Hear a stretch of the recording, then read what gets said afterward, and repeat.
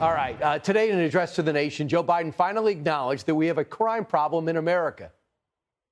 For too long, too many families haven't had that peace of mind. They watch the news and they see kids being gunned down in schools and on the streets. They just want to feel safe again. They want to feel a sense of security. And that's what my crime plan is all about. You know, I call it the Safer America's plan.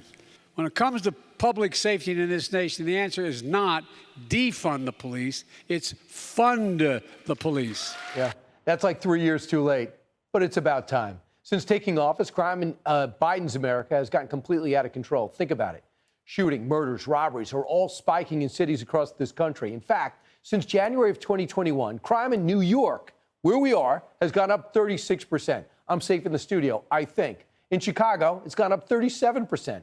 That's what happens when you create a system that vilifies cops, emboldens criminals, and that's exactly what the left has done in many cases. But President Biden ignored all of that today. The way he sees it, criminals aren't the problem. Drum roll, please. My plan also takes common sense action to reduce gun violence. We're not stopping here. I'm determined to ban assault weapons in this country. Time to hold every elected official's feet to the fire and ask them, are you for banning assault weapons, yes or no? Ask them. If the answer is no, vote against them. Right, blame the gun. And by the way, the vote will be no for most people. Despite getting a bipartisan gun deal, Biden is still desperately trying to take them away. But that's not the only thing he's blaming the crime surge on. Another drum roll, please.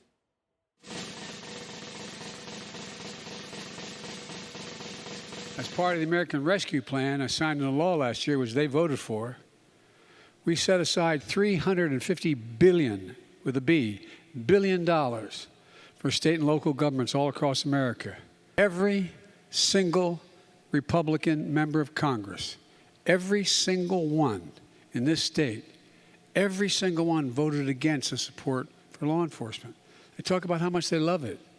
They voted against the funding. Yes, we got to blame Republicans. He put block funding to states and then recommended they put it towards police, but they can't even fill up the academy. But I don't want to sidetrack him. He took his attack to Republicans and he took it a step further, claiming they can't possibly be the party of law and order. So let me say this to my MAGA Republican friends in Congress. Don't tell me you support law enforcement if you won't condemn what happened on the 6th. Don't tell me. You can't be pro-law enforcement and pro-insurrection. You can't be a party of law and order and call the people who attacked the police on January 6th patriots. You can't do it. Right. Someone should tell me he has a microphone. He doesn't need to yell, but I don't want to sidetrack him. Another thing, President Biden says you can't be pro-police and criticize the FBI for what they did to President Trump. It's sickening to see the new attacks on the FBI, threatening the life of law enforcement agents and their families for simply carrying out the law and doing their job.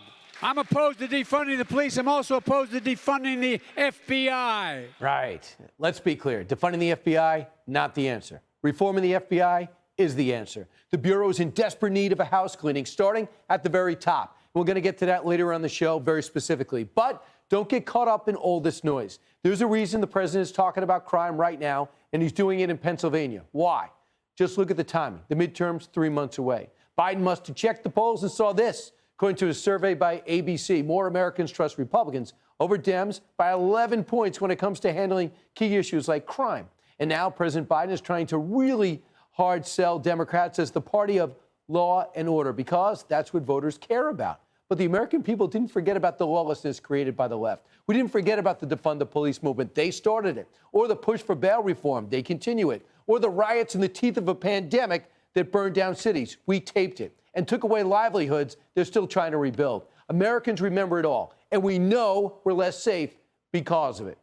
For years, the left demonized the men and women in blue, and now we're seeing a mass exodus of law enforcement across the country. They don't want to put their lives on the line just to be smeared by Democrats and the media and the citizens on the streets.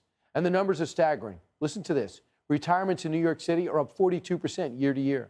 The situation is so dire, we're starting to see headlines like this. This week, Precinct maintenance managers are now acting as street cops because they're so desperate for manpower. But the president managed to leave all of this out of his address, and we're not surprised at all. This is what Democrats always do.